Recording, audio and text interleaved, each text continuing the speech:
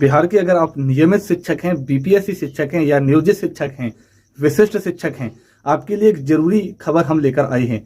और इस वक्त की सबसे बड़ी ब्रेकिंग खबर यह है कि बिहार की जो शिक्षा विभाग ने जो तबादला नीति शिक्षकों के लिए लाया है, खास करके बीपीएससी और विशिष्ट शिक्षकों के लिए, उसके खिलाफ में आज हाईकोर्ट में अलग अलग 2 संगठनों के द्वारा याचिका दायर कर दी गई है। और डॉक्टर ए सिद्धार्थ और नीतीश कुमार की जो तबादला नीति है उसको हाई कोर्ट में चुनौती दे दिया गया है और कहा जा रहा है कि हाई कोर्ट इस मामले पर रोक लगा सकती है। पूरे तबादला प्रक्रिया पर रोक लग सकती है, लेकिन एक पक्ष ऐसा भी है जो कह रहा है कि रोक नहीं लगेगा, इसमें कुछ नए गाइडलाइंस आ सकते हैं। उधर हाई कोर्ट में याचिका दायर करने के बाद शिक्षा विभाग में खलबली मच गई है। डॉक्टर एस सिद्धार्थ की जो टीम है वो लीगल टीम से संपर्क कर रही है और लीगल टीम से समझा जा रहा है कि क्या यह जो तबादला नीति है इसमें कुछ सुधार की गुंजाइश है, क्या हमारे तबादला नीति का कोर्ट रोक सकता है। इस पर मंथन शिक्षा विभाग में शुरू हो गया है। नमस्कार जी, AP 91 आप देख रहे हैं डिजिटल न्यूज। आप बिहार तमाम शिक्षकों से, अभिभावकों से, बच्चों से हमारा विनम्र अपील कर रहे हैं, लगातार खबर देख रहे हैं तो लगातार आप चैनल को सब्सक्राइब भी कर लीजिएगा। आप हमारे चैनल को सब्सक्राइब कर लीजिएगा, बेल आइकन को भी दबा लीजिए। ऐसा करने से आपको कोई पैसा नहीं लगता है, कोई शुल्क नहीं देना पड़ता है, कोई मेहनत भी नहीं पड़ता, लेकिन आपके एक छोटे से सहयोग से, आपके एक पॉजिटिव सहयोग से इस चैनल को बड़ा होने में मदद मिलेगा। और आपके लिए अगर कोई लगातार आवाज उठा रहा है, अगर आपकी बात सरकार तक पहुंचा रहा है, तो आपका भी दायित्व है कि आप उस संस्थान, उस व्यक्ति की मदद करें। अगर आप खबर विस्तार से समझिएगा। तबादला नीति के खिलाफ आज 2 अलग अलग शिक्षक संगठनों ने हाई कोर्ट में याचिका दायर कर दिया।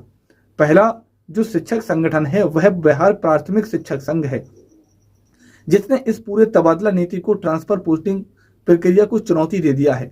दूसरी तरफ बिहार के औरंगाबाद के कुटुंबा, या कह लें कि औरंगाबाद के जो विशिष्ट शिक्षक हैं, उन्होंने न सिर्फ एक शिक्षकों का समूह बनाने की कोशिश किया, बिहार में पहली बार ये सारी चीजें हो भी रही है, बल्कि इस मसले को, विशिष्ट चीज को कि गलत तरीके से लिंग भेद करके और 10 अनुमंडल का जो ऑप्शन दिया जा रहा है उसको गंभीरता से लिया और इस पूरे मामले को जो है हाई कोर्ट में एक बड़े लॉयर के रख करके चुनौती दे दिया है। लॉयर का कहना है कि अभी हम इस मामले में अपने जो भी पक्ष लिए हैं, जो भी पक्ष रखे हैं, कि हम किस किस चीजों पर चुनौती देंगे, कौन कौन सा सरकार की त्रुटि है इस तबादला नीति में, वो हम अभी खुलासा नहीं करेंगे, ये कहा है। क्योंकि उसके खुलासा करने के बाद में इसमें शिक्षा विभाग अपना बचाव खोज सकता है, कोई हथकंडा अपना सकता है, हमारे संगठन में ही फूट डाल सकता है, यह कर सकता है। तो अभी हम इसको डिस्क्लोज नहीं करेंगे। शिक्षक संगठन, विशिष्ट शिक्षक से, कई शिक्षकों से हमने बात करने की कोशिश की जो याचिका दायर किए हैं, लेकिन उन लोगों ने सिर्फ इतना ही कहा है कि हम याचिका दायर कर चुके हैं एक बड़े लॉयर के माध्यम से, लेकिन उस मामले में हमने क्या पॉइंट्स आउट किया है, हमारे लॉयर कौन कौन से पॉइंट नोट किए हैं और किस मामले पर हम चुनौती देंगे, यह अभी खुलासा नहीं करेंगे। इससे हमारा केस प्रभावित हो सकता है, क्योंकि सरकार बचाव के हर हथकंडे अपनाएगी और यह तबादला नीति है। बिहार सरकार ने जबरिया जो है महातबादला कर रहा है, जो कहीं ना कहीं गलत है। हमारे संगठन में ये सारी चीजें वैसे तो फूट डाल सकती हैं, अगर ये सारी चीजें अगर हम अभी डिस्क्लोज करेंगे, ये संगठन का कहना भी है। यही बात दूसरे शिक्षक संघ का भी कहना है कि याचिका हम दायर कर दिए हैं और इस मामले में कोर्ट से उम्मीद है, न्यायपालिका से उम्मीद है कि ये नीतीश कुमार का जो सोच है, जबरिया ट्रांसफर और जो उनके ACS जो हैं, बिना सोचे समझे शिक्षकों, पुरुष शिक्षकों के साथ जो खास करके भेदभाव कर रहे हैं और महिलाओं को अलग अलग करके, महिला और पुरुष के अंदर जो हो रहे हैं, एक तरह से राजनीति कर रहे हैं, दोनों के बीच में जो आपसी तालमेल है उसको विखंडित करना चाहते हैं। यह जो सोच है, इस सोच को भी हम लोगों ने चुनौती दिया है और न्यायपालिका से उम्मीद है इस मामले में कोर्ट न सिर्फ स्टेप पहले लगाएगा, बल्कि आगे चलकर शिक्षकों के हित में फैसला देगा। जिस तरीके से महिलाओं को अपने निजी पंचायत छोड़कर के कहीं भी पोस्टिंग करने का प्रपोजल सरकार दी है, इस तबादला नीति में मतलब शामिल किया है, उसी तरीके से पुरुष का भी होगा। इस तरह की भी गाइडलाइन मिल सकती, क्योंकि जब नौकरी देने में लिंग भेदभाव नहीं हुआ, 50% जो है बराबर की हिस्सेदारी उनको दी गई, आरक्षण दिया गया, हर काम में महिलाओं को, पुरुषों को समान अधिकार दिए जा रहे हैं, तो फिर पुरुषों को अधिकार क्यों छीने जा रहे हैं इस पोस्टिंग में और ट्रांसफर में क्यों किए जा रहे हैं। बीपीएससी शिक्षकों को भी राहत देने की बात हुई थी कि हम बीपीएससी शिक्षकों को राहत दे देंगे, उनको गृह जिले में या गृह जिले के बगल में कर देंगे पोस्टिंग, लेकिन ये तो अब 10 अनुमंडल का ऑप्शन है और 10 अनुमंडल का मतलब है 5 से 6 जिला, यानी आधा बिहार। कोई भी अगर किसी भी शिक्षक बीपीएससी शिक्षक जहां है वहां अगर दूसरे अनुमंडल में ऑप्शन भरते हैं तो वो अपने हो सकते हैं कि गृह जिला से चले जाएं 250 किलोमीटर दूर। अगर पहले से 500 किलोमीटर है तो पहले अब 250 किलोमीटर दूर रहेंगे तो क्या फर्क पड़ जाएगा, वो कंफर्ट जोन में नहीं आएंगे ना, उन्हें कोई राहत नहीं मिलेगी। अगर पहले से वो अच्छे स्कूल में हैं, अच्छा माहौल है, वहां पर वो सेट कर गए हैं, तो अब दूसरे जगह जाएंगे, कहाँ चले जाएंगे, वहां का माहौल क्या है। बिहार में शिक्षकों के साथ मारपीट हो रही है, ये सब घटनाएं भी हो रही हैं, शिक्षकों के साथ अच्छा व्यवहार नहीं हो रहा है अभी। वैसे स्थिति में शिक्षक तो असुरक्षित हैं ही। अगर शिक्षकों से जब तक अपने घर में नहीं, अपने जिले में जब तक पोस्टिंग नहीं होगी, अपने इलाके में पोस्टिंग नहीं होगी, तब तक वो कंफर्ट जोन में नहीं रहेंगे, परिवार के साथ नहीं रहेंगे। तो ये तमाम बिंदु पर ही चुनौती दिया गया है। अब एक बड़ी खबर आपको यह भी बताने जा रहे हैं कि अब विशिष्ट शिक्षक और शिक्षक बीपीएससी शिक्षकों के पक्ष में नियोजित शिक्षक संघ भी उतरने जा रहा है।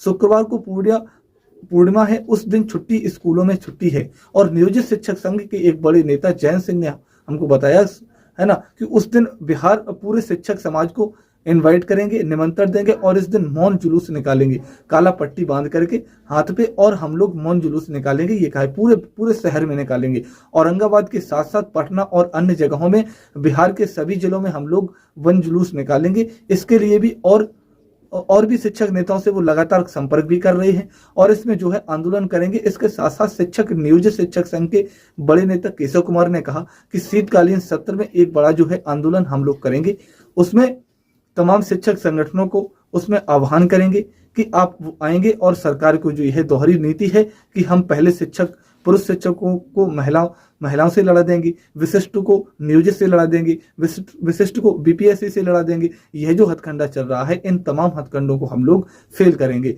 और एक बड़ा आंदोलन करेंगे। तो शिक्षक संघ अब सरकार के खिलाफ जो है वो हमलावर होंगे, सरकार के खिलाफ हल्ला बोलेंगे और अभी कोर्ट में तो चुनौती दे ही दिए हैं, सदन के बाहर भी सरकार के खिलाफ बड़ा आंदोलन करने का आह्वान भी कर दिया गया है शिक्षक नेताओं के द्वारा। अब दूसरी तरफ आपको बताएं, सूत्रों के अनुसार कि डॉक्टर एस सिद्धार्थ एसीएस जो डॉक्टर एस सिद्धार्थ जो हैं वो लीगल टीम से अब इस मामले में समझने में जुट गए हैं कि क्या वो तबादला नीति है उसमें कोई त्रुटि है, उसमें कुछ सुधार की जरूरत है, करेक्शन की जरूरत है, कैसे इसको रोका जाए, क्या हथकंडा अपनाया जाए, उस पर भी विचार विमर्श शुरू हो गया है। दूसरी तरफ जो शिक्षा मंत्री हैं सुनील कुमार, वो उनका मानना था कि 10 अनुमंडल के बजाय 10 प्रखंड होना चाहिए था।